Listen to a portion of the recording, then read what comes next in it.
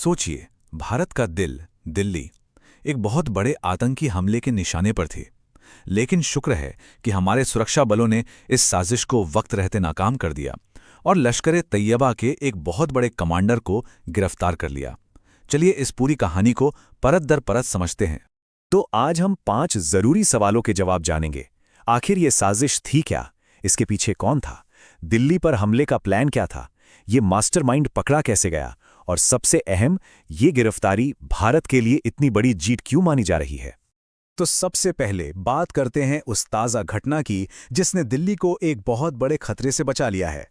जरा सोचिए, देश की राजधानी पर एक बड़ा हमला होने ही वाला था, लेकिन हमारे सुरक्षा बलों ने एकदम सही वक्त पर इस खतरनाक साजिश को नाकाम कर दिया।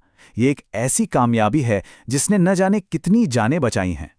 हर साजिश के पीछे कोई ना कोई चेहरा तो होता ही है।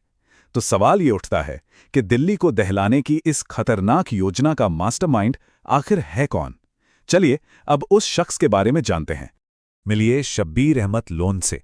हो सकता है ये नाम पहली बार सुन रहे हों, लेकिन ये शख्स सालों से भारत के लिए एक बहुत बड़ा खतरा बना हुआ था। आइए जरा इसके आतंक के सफर पर एक नजर डालते हैं। तो ये लेट हैंडलर होता क्या है? देखिए, अगर आसान शब्दों में समझें तो ये वो इंसान है जो नए लोगों को आतंकवाद की दुनिया में खींचता है, उनका ब्रेन वॉश करता है और फिर उन्हें हमले करने के लिए निर्देश देता है।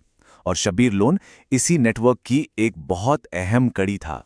जरा देखिए लोन का आतंक का इतिहास कितना लंबा है। 2007 में वो पहली बार पकड़ा गया, फिर जेल से छूटकर भागा और एक नया आतंकी गुट बना लिया। मतलब ये कितना शातिर और खतरनाक था, इसका अंदाजा यहीं से लग जाता है। तो सवाल ये है कि इस बार लोन का इरादा क्या था? उसकी योजना कितनी खतरनाक थी? चलिए अब इस साजिश की गहराइयों में चलते हैं। चलिए अब देखते हैं कि इस आतंकी मॉड्यूल के निशाने पर कौन कौन सी जगह थीं और ये लोग आखिर काम कैसे कर रहे थे। देखिए, निशाने पर थीं दिल्ली की वो जगहें जहां हर रोज हजारों लोगों की भीड़ होती है। मंदिर, बाजार, इन जगहों की बाकायदा रेकी की गई, वीडियो बनाए गए। इससे अंदाजा लगाया जा सकता है कि खतरा कितना बड़ा और कितना असली था। और नए लड़कों को भर्ती करने का इनका तरीका भी बड़ा अजीब था। उनसे कहा जाता था कि अगर तुम हमारे साथ हो तो अपनी वफादारी साबित करने के लिए दिल्ली मेट्रो स्टेशनों पर देश के खिलाफ पोस्टर लगाओ। ये एक तरह का टेस्ट था। ये सब होता कैसे था? भर्ती किए गए लोग रेकी का वीडियो बनाते और उसे पाकिस्तान में बैठे अपने आकाओं को भेजते थे, और वहां से हरी झंडी मिलने के बाद ही उन्हें अगला काम सौंपा जाता था। लेकिन इतना शातिर आतंकवादी आखिरकार कानून के शिकंजे में आया कैसे?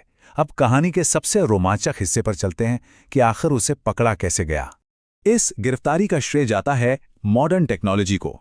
हमारी एजेंसियों ने डिजिटल दुनिया में बिखरे छोटे छोटे सुरागों को एक एक कर जोड़ा और इस मास्टरमाइंड तक जा पहुंची। कहते हैं ना, अपराधी कोई ना कोई सुराग जरूर छोड़ता है। लोन ने भी डिजिटल दुनिया में कई गलतियां की। उसके एक साथी के पकड़े जाने पर उसका चैट आईडी और फोन नंबर मिला। बस फिर क्या था, एजेंसियों ने टेलीग्राम पर उसकी हर हरकत पर नजर रखी और आखिरकार उसे धर दबोचा। जब लोन पकड़ा गया तो उसके पास से नेपाली सिम कार्ड और कई देशों की करेंसी मिली। ये इस बात का साफ इशारा है कि उसका नेटवर्क सिर्फ एक देश तक ही नहीं बल्कि कई सरहदों के पार फैला हुआ था। लेकिन ये सिर्फ एक आतंकवादी की गिरफ्तारी नहीं है। आइए अब ये समझते हैं कि ये घटना भारत की सुरक्षा के लिए इतनी ज्यादा अहम क्यों है। ये गिरफ्तारी भारत की एक बहुत बड़ी रणनीति का हिस्सा है, जिसे 360 डिग्री क्रैकडाउन कहा जा रहा है। इसका मतलब है आतंक पर हर तरफ से हमला करना। और अब जो बात सामने आई है वो सच में रोंगटे खड़े कर देने वाली है। शब्बीर लोन को जो लोग आदेश दे रहे थे वो वही हैं जिन्होंने मुंबई पर 26/11 का खौफनाक हमला करवाया था। यहां देखिए, शब्बीर लोन के आका कौन है? हाफिज सईद और ज़की-उर रहमान लखवी।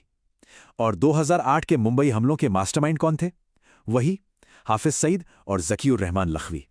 मतलब इतने सालों बाद भी दुश्मन वही है।